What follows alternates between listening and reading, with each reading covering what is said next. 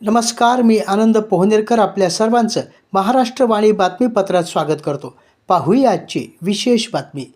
परभणी महापालिकेचे महापौर सय्यद इक्बाल सय्यद खाजा यांनी आज दिनांक 18 फेब्रुवारी रोजी गनिमकावा साधत महापालिकेच्या जन्ममृत्यू विभागास भेट दिली.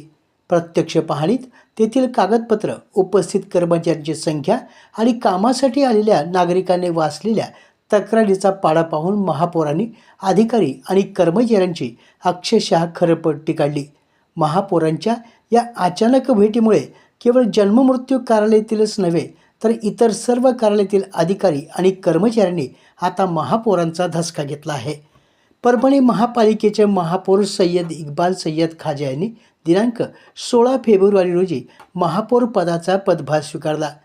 मागील 3 ते 4 वर्षापासून महापालिकेत प्रशासक राज असल्यामुळे कर्मचाऱ्यांवर कोणाचाही अंकुश राहिलेला नाही आणि सामान्य नागरिकांना तर आपल्या किरकोळ कामासाठी चपला झिजवाव्या लागत आहेत. त्यातच नागरिकांना वारंवार जावं लागत असणाऱ्या जन्ममृत्यू आणि विवाह नोंदणी प्रमाणपत्र कार्यालयात तर सावळा गोंधळ आहे.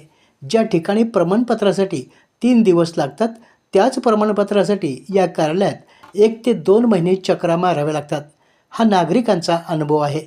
या तक्रारी महापौर सय्यद इक्बाल यांना नागरिकांनी यापूर्वी सांगितलेल्या आहेत. त्यामुळे या गोष्टींचा शहानिशा करण्यासाठी आज महापौरांनी गनिमकाव्याने म्हणजेच डोक्यावर टोपी आणि चेहऱ्यावर मास्क, डोळ्यावर गॉगल असा लावून या कार्यालयात प्रवेश केला. सुरुवातीला कर्मचाऱ्यांनी सामान्य नागरिकांप्रमाणे त्यांना उडवाउडवीची उत्तरे दिले. मात्र दस्तर खुद्द महापौरच आपल्या कार्यालयात आल्यामुळे अधिकारी आणि कर्मचाऱ्यांची भंबेरी उडाली.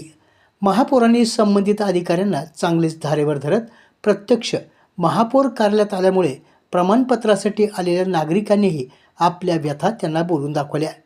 किरकोळ कामासाठी नागरिकांची होत असलेली अडवणूक आणि अडवणूक करणाऱ्या कर्मचाऱ्यांना त्यांनी चांगलाच दम दिला. यापुढे असे प्रकार खपवून घेतले जाणार नाहीत, कामात हलगर्जीपणा आपल्याला चालणार नाही असा स्पष्ट इशारा महापौरांनी दिला.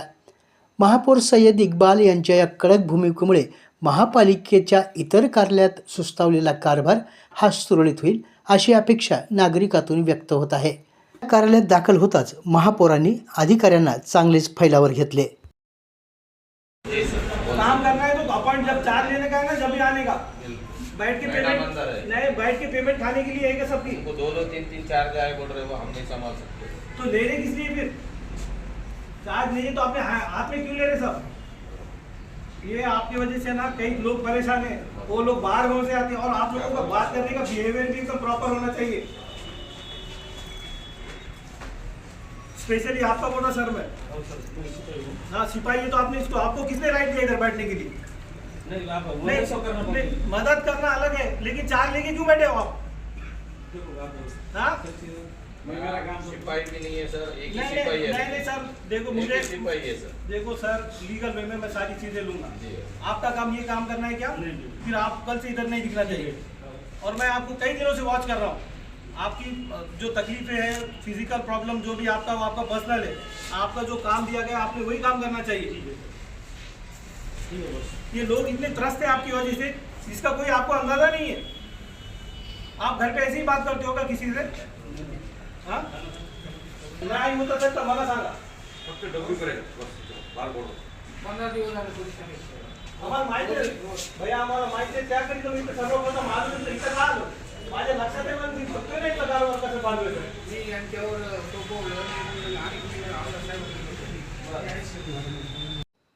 यावेळी महापौरांनी जिल्हा आरोग्य अधिकारी यांनाही चांगलेच खडसावले.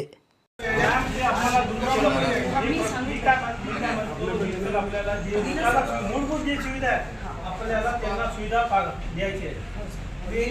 मी डे 1 पासून सांगतोय, जे लोकांना हवं आहे ना फ्रॉम डे 1 मूलभूत सुविधापासून कोणी वंचित राहिला नाही पाहिजे आता. आणि एक सांगतो मॅडम, आता तुम्हाला सांगतो, सर्व जितके अधिकारी कोणाला वागणूक आपली चांगली केली पाहिजे.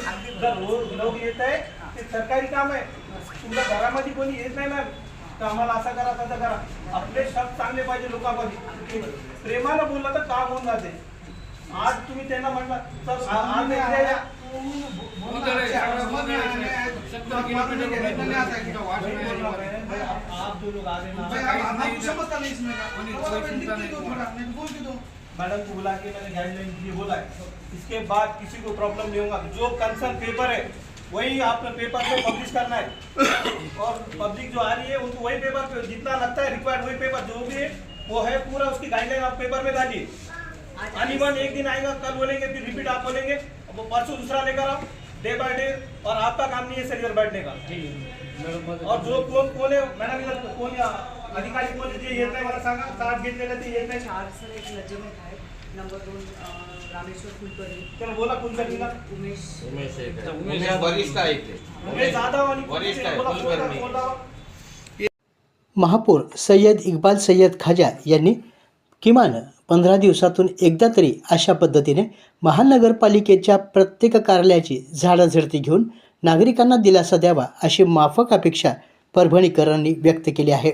आपल्या जिल्ह्यातील अपडेट बातम्या पाहण्यासाठी आमच्या महाराष्ट्रवाणी या चॅनलला लाईक करा, सबस्क्राईब करा आणि शेअर करा. धन्यवाद.